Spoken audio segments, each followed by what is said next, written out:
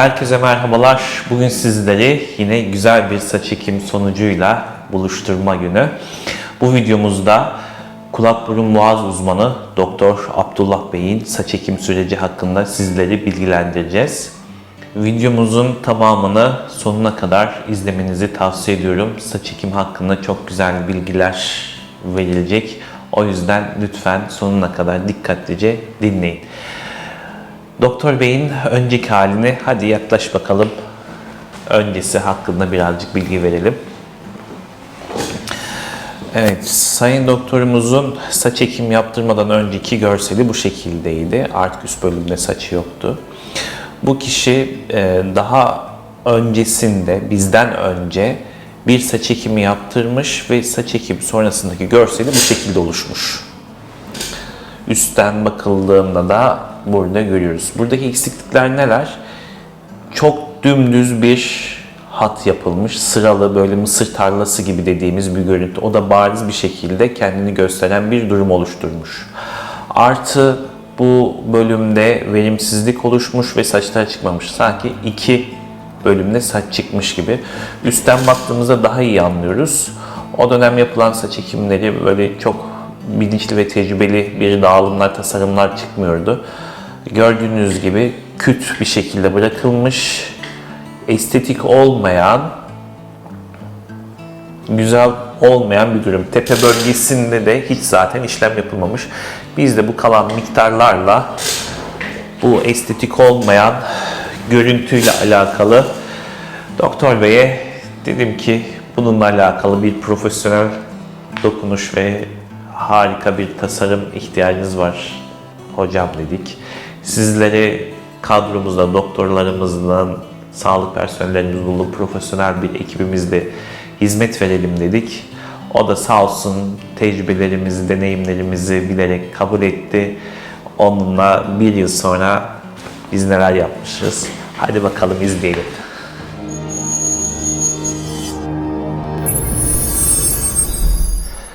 Evet.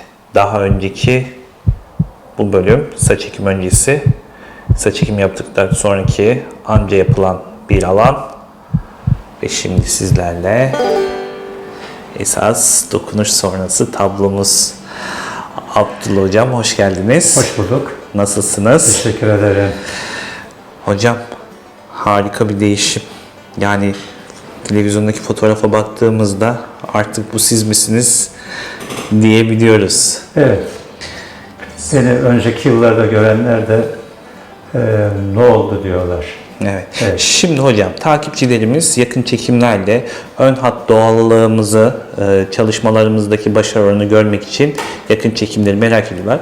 Ben şimdi sizde bunu ışıklı bir ortamda, yani şöyle arkadaşlar, 2 tane, hatta arkamızda da var 4 tane ışık altında bir görseli buluşturuyorum. Saç ekimi yapıldığının neredeyse imkansız seviyede diyebileceğimiz bir doğallıkta, tasarımda. Hemen şöyle ve şu şekilde. Daha önce bir saç ekimi yapılmış. Yani bu da bir saç ekim sonucu arkadaşlar. Dümdüz sıralı görüyorsunuz. Hatta şu bölümlerde de başarısızlık var. Biz onu şu şekilde bir duruma getirmişiz. Daha yakından çekiyorum sizler için. Evet. Şu an anlaşılamayan bir doğallıktayız. Hocam çok hafif bir saçımız başımıza eğebilir miyiz? Şöyle geri kısımları da gösterelim.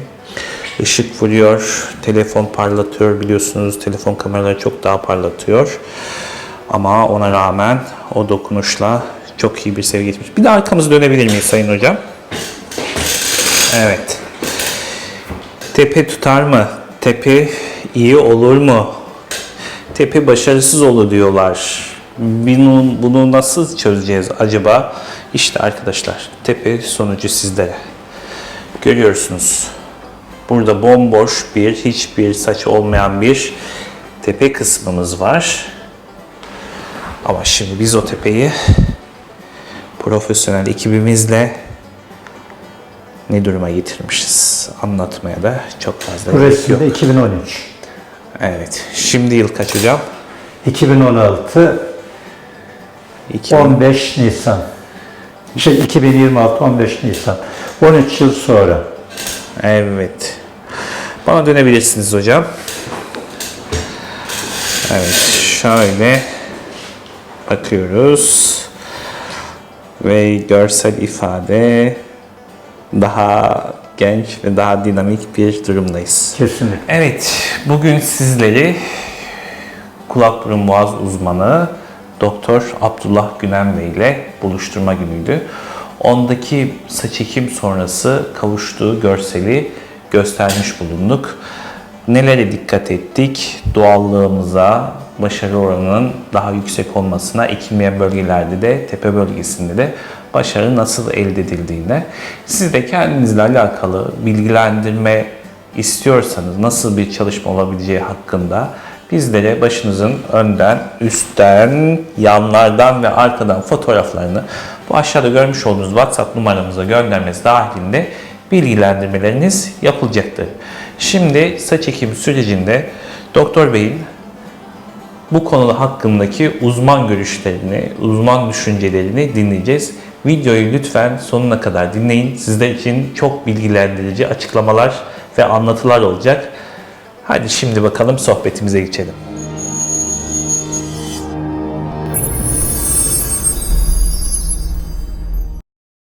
Tekrardan hoş geldiniz hocam. Hoş bulduk. Nasılsınız? Teşekkür ederim. Siz nasılsınız? Çok sağ olun hocam. Sizi böyle gördüğüm için çok mutluyum, çok onurluyum. Yani daha nasıl olabilir ki? Ben de mutluyum. Uzman hekimimizi güzel bir şekilde Evet. Doktor ve profesyonel bir saç ekim kadromuzla ondaki güzel değişikliği yaptık. Evet. Evet hocam, siz çok değerlisiniz. İnsanlar için, takip edenler için birçok izleyenimiz olacak. Bu videodan faydalanıp saç ekim hakkında genel böyle bilgilendirmeleriniz onlar için de güzel, memnuniyetle izlenen bir durum yaratacak. Karar vermelerinde izlenecek yollar hakkında yol gösterici bir pusula olacak hocam. Şöyle kısaca bir sizinle birlikte yol alalım. Evet. Hocam burası 2013 yılı. İlk saç ekiminizi ne zaman yaptırmıştınız? 2015. 2015'te yapılan bir saç ekimi var. O saç ekiminde yapıldıktan sonraki şu düz bir hat olması, artı şu bölgelerde verimsiz bir durum olması, artı buranın daha küt bir şekilde düz bırakılması, değil mi hocam? Evet. Gibi durumlardan dolayı siz buraya sanki yama yapılmış gibi bir tabloda bırakılmıştınız. Özellikle profilden baktığımızda çim manzarası vardı. Evet. Yani bir futbol sahasında tek alanda çim varmış gibi. Özellikle profilden de öyle duruyordu yandan. Evet. Tabii 2013 yıllarındaki saç ekim tecrübesi ve deneyimlerimizi düşündüğümüzde de becerilebilen, işte gelinebilen noktalar ancak... Alın bölgesi pergelle çizilmişti. Evet. Alın çizgisi pergelle. Düz çizilmişti. Aynen öyle oluyor. Bu tepe kısmına ise hiçbir işlem yapılmamıştı. Evet.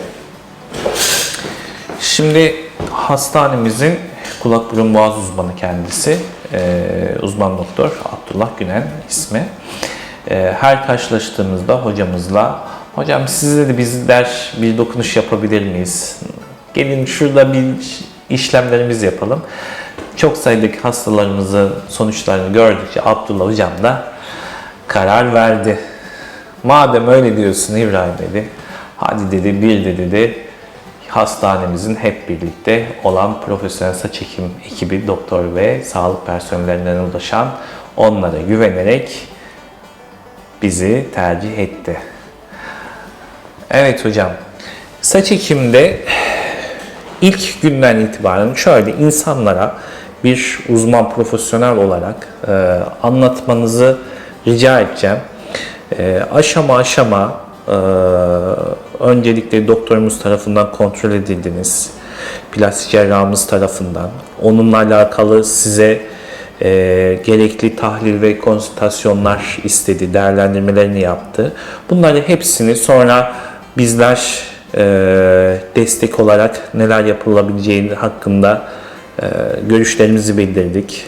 Sonra doktorumuza yardımcı olarak sizlere eşlik ederek koordinasyonumuzu sağladık. Sizlerden bilgilendirici tavsiyelerinizi şimdi ilk aşamadan beri bekliyoruz. Şimdi tabii ki macera işlem, bu güzellik 31 Mart 2025 yılında başladı. Doçent Doktor Alper Aksoy, plastik cerrah liderliğinde ve İbrahim Erayhan'ın koordinasyonu ve sanatında öncelikle ben bir muayene oldum. Hoşuma gitti. Sonra sıkı bir öykü aldılar. Bu da hoşuma gitti. Sonra ona formu imzalattılar. Bu da hoşuma gitti ve ayrıntılı bir kan tablosu bakıldı. Burada herhangi bir komorbid rahatsızlık olup olmadığına bakıldı. Yani ciddi bir ekiple karşı karşıya olduğumuzu anladım. Dolayısıyla bu benim güvenimi artırdı. Sonraki aşamada ekip 31 Mart 2025'te ekip işleme başladı ve son derece kibar, zarif, güzel bir müzik eşliğinde ve konforlu bir ortamda öncelikle yüzüstü yattım. Yaklaşık 2 saat kadar süren bir 5500 civarında greft alma işlemi yapıldı. Sonrasında bir yemek molası ve ihtiyaç molası verildi. Devamında bütün bu greftleri artı 4 derece santigratta gayet güzel steril şartlarda saptandığını bir cerrah olarak gördüm. Bu güvenimi daha da artırdı.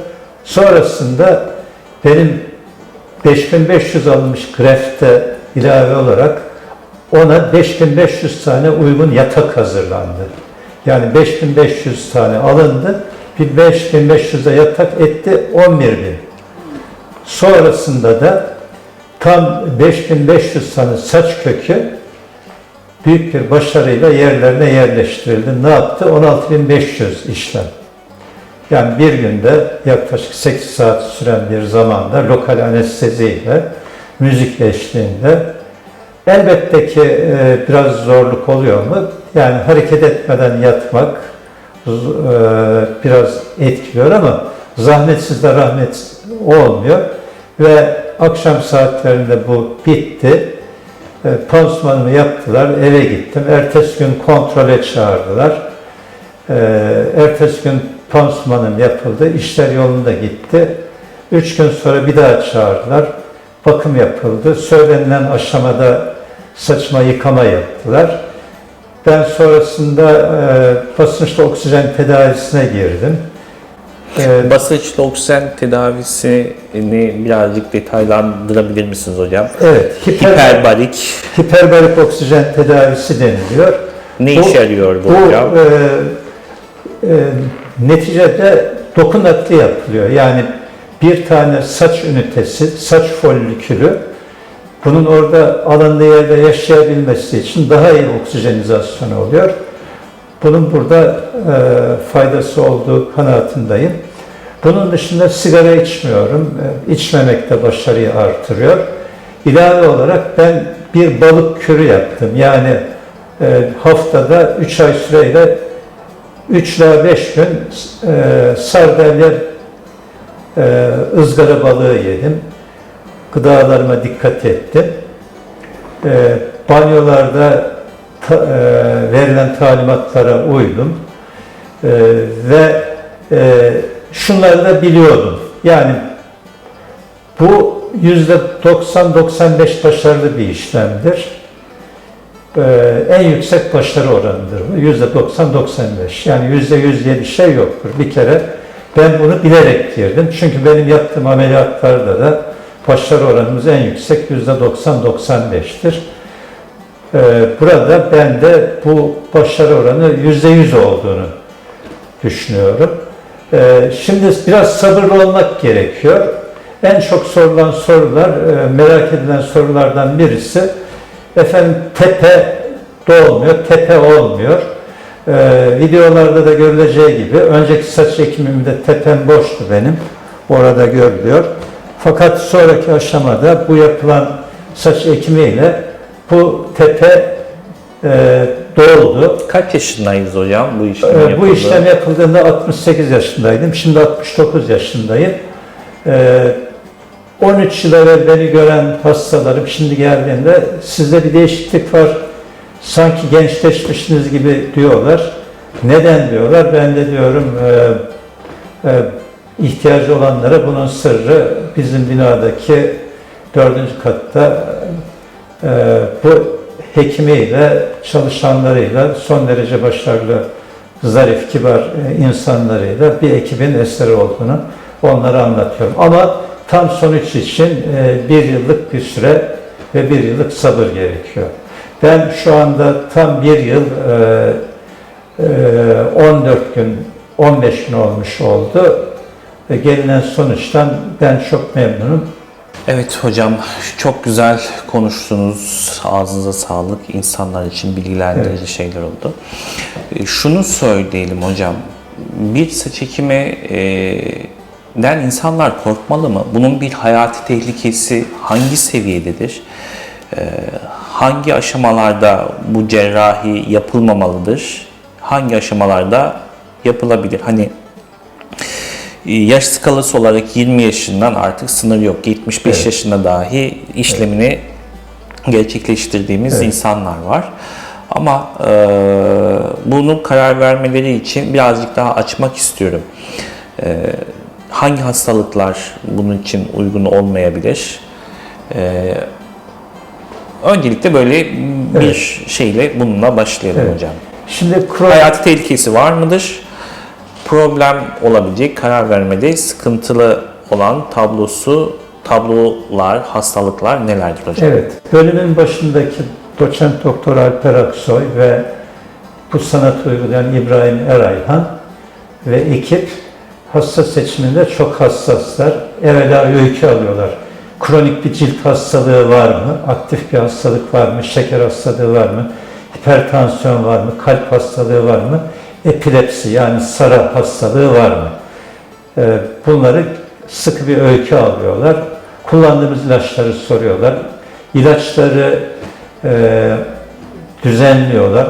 Aynı zamanda burada gerekirse nörolog, kardiyolog veya dahiliye uzmanımız çok değerli arkadaşlarla bunun düzenlemelerini yapıyorlar. Dolayısıyla risksiz hiçbir müdahale yoktur. Yani enjeksiyon yapmak bile risklidir. Ama burada tabii ki bütün tedbirler alınarak yapılıyor. Damar yolu açılıyor. Bütün acil ilaçlar, adrenalin, antihistanik, steroidler, entübasyon, aynı zamanda anestezi, burada 2 tane anestezi uzmanı var, anestezi ekibi var. Bütün bunlar her an acil durumlarla ilgili, herhangi bir kritik durumla ilgili bekliyorlar. Yani tam bir ekip çalışması. Dolayısıyla ben güvendim. Yani kolay değil 68 yaşında böyle bir kararı vermek. Ama neticede şu anda 69 yaşındayım. Sonucu da görüyorsunuz. Ben de herhangi bir olumsuz bir şey ben görmedim. Yani hocam bir şey hayati tehlikesi olabilme noktasında bizler arkadaşlar bir hastane ortamı olduğumuz için burada çeşitli branşlarda uzmanlarımız, işte dahiliye uzmanımız, kardiyoloji uzmanımız bulunmakta. 2 tane anestezi uzmanımız mavi kod dediğimiz acil durumlarda bize destek sunup gerekli müdahaleleri yapmak için. Artı kulak burun boğaz uzmanımız var, genel cerrahımız var, ortopedi uzmanımız var gibi. Burası yani güvenli bir hizmet alınan sağlık kuruluşu.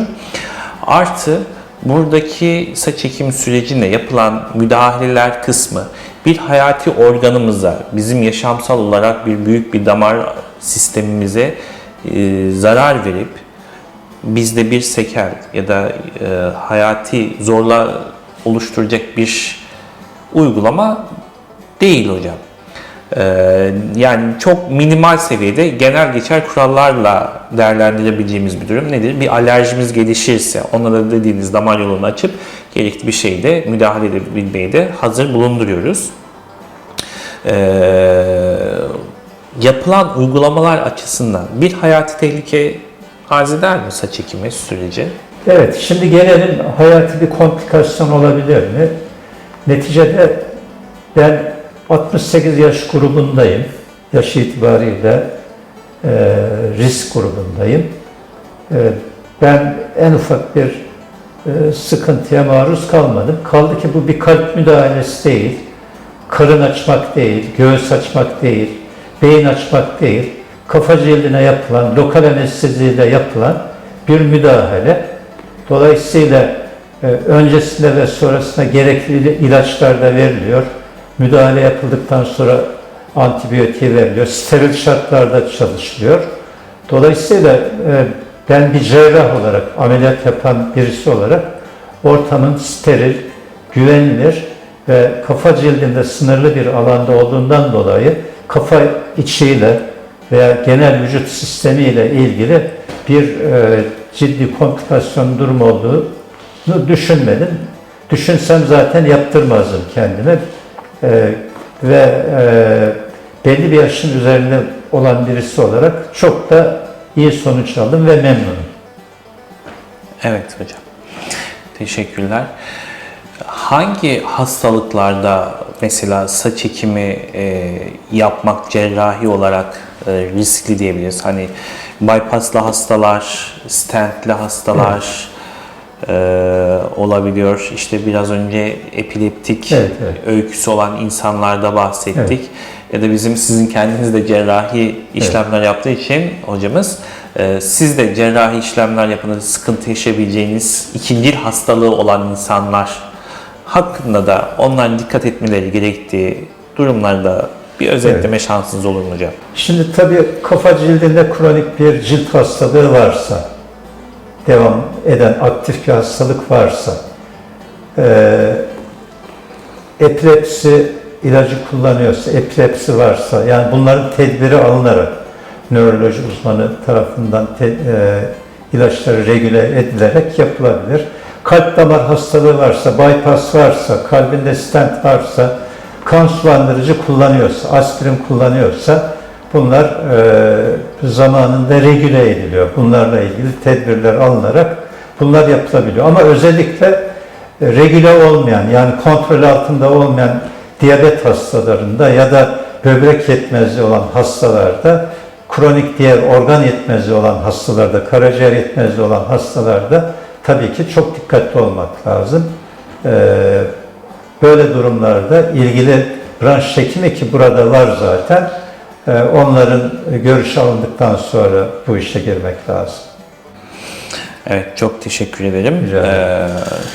Hani hocamızın da dediği gibi deride bir farklı çeşitli hastalar varsa işte folikülit yapıda olabiliyor, lipus dediğimiz durumlar olabiliyor, sedef hastalığı yaygın durumda olanlar olabiliyor, yağlı egzama dediğimiz seborreik dermatitlerin yoğun böyle problemli yapıdaki tabloları olabiliyor. Bu gibi durumlarda bir dermatoloji uzmanının konsültasyonu sonrasında ani ya da tedavi edildikten sonra, uygun hale getirildikten sonra alınıyor.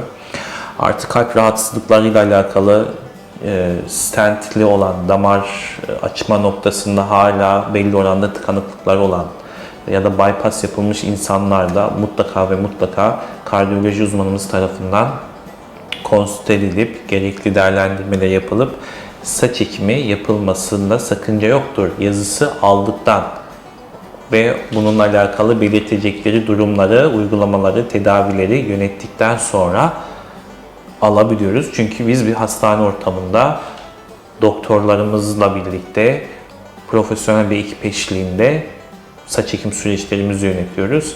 Hiçbir hastamızı ve kendimizi riske atmıyoruz. Her zaman da koordinasyonu, bu işte süreçlerin yönetişimini yapmakta bizzat kendimde yüksek hassasiyetimle ilgileniyorum. Tüm sürecinizi yönetip daha iyi bir saç ekim sonucuna ulaşmanıza destek sağlıyorum arkadaşlar. Başka epilepsiden bahsettik hocam. Evet. Epileptik atak da hocamızın dediği gibi önemli arkadaşlar. Bu tarz hastaları yapmıyor değiliz ama nöroloji uzmanının mutlaka konsültasyonu sonrasında, önerileri sonrasında bize yine yazılı bir onay vermesi dahilinde yapıyoruz. Bu tarz hastalar lütfen gizlemeyin. Çünkü gençlerde kabul etmeyeceğimizi düşünerek bunları söylemeyebiliyorlar. Sonra işlem sırasında atak geçirebiliyorlar.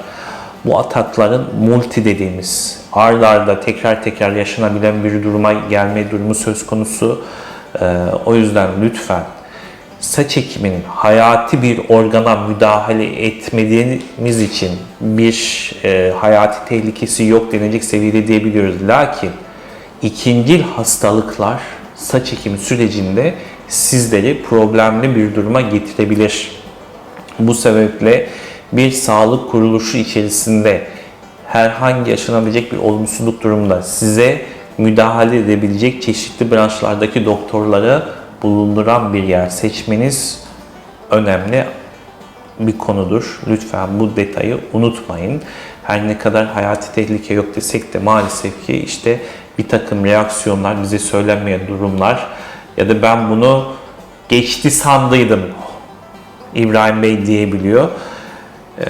5 yaşında atak geçirmiş, epileptik atak mesela hocam. 35 yaşında bize operasyon için yapıyor, öyküsünde hiçbir şey belirtmiyor. Ama işlem sırasında atak geldi başlangıç döneminde ve dedik neden bunu bize söylemedin? Ben geçti gitti biliyorum diyordu. Evet. Yani bizler de bazı şekilde tüm her yerinizi check-up programına sokamıyoruz. Bazı belirteceğiniz öyküleri lütfen buradan da belirtmeniz gerektiğini unutmayın. Geçti sandığınız, düşündüğünüz her şey. Mesela önemli noktalardan bir tanesi enzim eksiklikleri hocam. Kanama pıhtılaşma enzimini değil mi? Bir faktörü. Siz daha detaylı evet, bir yani tabii ki kanama pıhtılaşma zamanı, parsel tromboplastin zamanı, bütün bunlar inceleniyor. Yani öykü de alıyoruz. Erkek hastalar ağırlıkla. Sünnet olurken aşırı bir kanama var mı diyoruz. Diş çekilirken aşırı bir kanama var mı diye sormak gerekiyor. Laboratuvarına da bakılıyor. Ama tabii ki ben burada yaptırmamdaki diğer bir şey de güvenli bir ortamdı. Yani burada plastik cerrahi doçent yönetiminde ve diğer kardiyoloji, dahiliye, nöroloji uzmanları, profesyonel bir ekip hepsi bir arada olduğu için burada güvenle bu işe başvurdum ve şunu da vurgulamak isterim ki demek ki bu iş 68 yaşında da olabiliyormuş. Yani belli bir yaşa geldim, bu yaştan sonra ne yapacağım dememek lazım. Yani hayata güzellik katıyor. Saç bir erkeğin süsü yani. En güzel aksesuar. Evet, yani erkeğin saçı dışında çok fazla bir aksesuarı yok. Dolayısıyla yaşım fazla diye vazgeçmeyin. Yani sonucu görüyoruz. Ona geleceğim hocam. Evet. En son cümlede de önce bir noktalarını, detaylarını, o konularında evet, güzel vurgulamalarını yapacağız. Evet. Kalpten bahsettik, nörolojik açıdan epilepsiden evet, bahsettik. Kanama pıhtılaşma ile evet, alakalı enzim evet, faktör eksikliği evet, durumunuz varsa lütfen belirtin. Kanamanızı çünkü yoğun kanamalı bir durum yaşanabiliyor. O zaman olaylar daha da sıkıntılı hale geçebilir. Artı kafatasıyla alakalı yapılmış işlemler. Beyin cerrahisi tarafından evet, yapılan işlemler olabiliyor. Trafik kazası geçirilmiş olabiliyor. Şaft takılmış olabiliyor. Kırık olabiliyor. Kırık hattı olabiliyor. Bu tarz kişiler de değil mi hocam? Belirtmeli. İzlerden zaten bizler anlıyoruz ama uzaktan gelen insanlarda saçlı bölgesi kapatmış oluyor. Yani öykü alınırken bana zaten bunlar soruldu. Yani kafayı çarptın mı, beyin ameliyatı oldun mu, kafatasında eksiklik var mı, çatlak var mı? Çok ayrıntılı bir öykü soruluyor. Dolayısıyla hatta benim hemşirem vardı, yanımda uzun yıllar çalıştı. Onun eşi saç ektirmeye geldi. Kendisi adını vermeyin de ağır bir tip 2 diyabeti varmış ama kendisi hiç farkında değil yani. Burada tespit edildi. Önce diyabet regüle edildi. Diyabeti düzeldikten sonra çok güzel bir saç ekimi yapıldı. Yani bir noktada burada bu ekimin hassasiyeti onun gizli olan şeker hastalığını da ortaya çıkardı. Evet ve böylelikle o kişi de hem Evet. hayatını, çünkü şeker arkadaşlar kalp damar sisteminin en büyük düşmanı. Hayatımızda ne kadar uzak tutabilirsek, buna ne kadar geç yakalanırsak ya da güzel dengeli seviyede tutabilirsek, yakalanmazsak en güzel kendinize yapacağınız işlem olacak. Hocam da güzel belirtti. Hayatın aslında saç ekiminden daha çok önemli olan yaşamsal faktörlerini, şekerin ne kadar üst seviye, çünkü çok üst bir orandaydı. Dedi ki sen bununla nasıl yaşıyorsun? Komada olman gerekebilir. Evet, aslında şeker komasında geziyor sürekli adam. Vücudu hadi dengelemiş, toparlamış da farkında değil. Fark ettiğimizde çok güzel bir şey oldu. Şimdiki artık daha rahat, hayatındaki memnuniyeti, bir takım sıkıntıların rahatladığını gördü, bunları da düzeltilmesiyle. Evet, evet. Buna da vesile olduk. Ne güzel, işte bu da işimizdeki profesyonelliğimizi gösteriyor arkadaşlar. Yani beyin cerrahisi noktasında en son bahsediyorduk. Bu tarz uygulamalarla yine beyin cerrahi hekimleri tarafından saç ekimi yapılıp yapılmayacağı, hangi şartlarla yapılabileceği yine onam formu, konsültasyon formu yapıldıktan sonra uygulanabilir. Evet, bu konular önemliydi hocam. Evet. Bu çeşitli hastalıklarda birçok insan müracaat ediyor. Ağrı acı kısmını herkes çok abartılı anlatıyor hocam. Çünkü bizim hassasiyetimizin seviyesini bilmeyince herkes işte Ahmet yaptırmış, Mehmet yaptırmış, Veli yaptırmış diyor. Çok korkuyorum. Çok ağrılı, sancılı olacağını düşünüyorum. Ömür boyu kalıcı olan bu güzellik için yani bir 10-15 dakika ağrı seviyesi arkadaşlar sadece lokal anestezi uygulanırken oluyor. Burada da 10 üzerinden diyelim, hadi çok şiddetli bir ağrı varsa, 8-9 sa hassasiyetsiz bir lokal anestezinin uygulanması, değil mi hocam? 8-9-10 sa bizde bunu 3-4-5 olarak değerlendirebilir miyiz? Çünkü sizi dinliyoruz. Devam edelim mi diye soruyoruz. Bir bölgeyi yaptıktan sonra hemen diğer bölgeye geçmemeye çalışıyoruz. Ağrı eşik durumunuza göre bir lokal süreç oluyor. Bunu böyle başın etrafını uyguladıktan sonra hiçbir şey hissedilmiyor. Bu aşama sizde nasıl bir seviyedeydi hocam? Yani, ne diyebilirsiniz? Lokal anestezi hafif ağrı hissettim. Makul bir seviyede. Yani bu kabul edilebilir bir şey. Böyle güzel bir sonuç için buna katlanmak fazla değil, yani mutluluk veriyor çünkü. Diğer bir hususta hareketsiz yatmak, uzun süre hareket etmemek. Ona da söylüyoruz yüzüstü yatarken, sırt üstü yatarken hafif hareketlerle rahatlıyor. Yani ben abartılı, öyle tahammül edilmez kötü bir şey görmedim. Öğle yemeğimiz oldu. Netflix'imiz, YouTube'umuz var. Evet. Oradan müzik, klasik Tabii müzikler falan her türlü müzik, açtık. her türlü sosyal aktivite, Sohbet, muhabbetle. Ekipte çok zarif, kibar, güzel konuşmalar yapıyorlar. Evet. Öyle. Sonrasında çok hızlı bir iyileşme dönemimiz oldu. Evet, evet. Hiperbarik oksijen tedavisinden bahsetti hocam. Evet.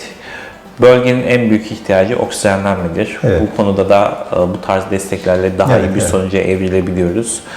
8-9 günlük, maksimum 10 günlük bir süreçte tamamen normale döndük. Ve 5-6 ay iyice bir güzelleşme başladı. Evet. Bir yılda tam oturur dedik hocamıza ve bir yıl 14 gün falan oldu. Şu anki görselini gördünüz. Kaç defa da tıraş oldu hocamız. Ben saç ekiminin 7. günü ameliyat yapabildim yani. Tekrardan iş başına Tabii, dönme süreciniz saç oldu. ekiminin 6. günü muayeneye başladım. 7. günü hastalarımı ameliyat etmeye başladım. Biraz dikkat ederek tabii ki. Evet. Evet hocam, birçok sağlık problemleri ve şeyler kimlere yapılabilir hakkında bilgi verdik. Güzel, açıklayıcı oldu. İyileşme dönemlerinden de bahsettik. Şimdi biraz önce bahsettiğiniz 68 yaşında ben bu işe karar verdim. Tabii 75 yaşında dahi yaptıklarımız var ama bu en son dokunuş saç ekimi sonrasında sizdeki yarattığı hissiyat ne oldu? Bunu insanlara tavsiye etme oranınız, hani bazen diyorlar ya benden bu saatten sonra ne olacak falan diye. Ama o işler öyle olmuyor. Evet.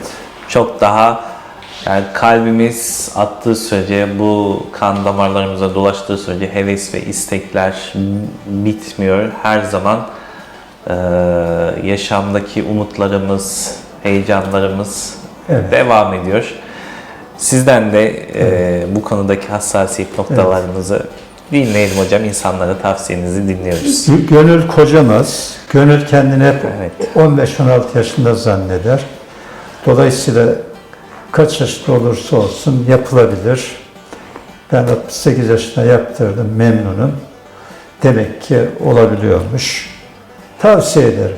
Evet. İyi hissediyorum kendimi. Değil mi? İyi hissediyorum.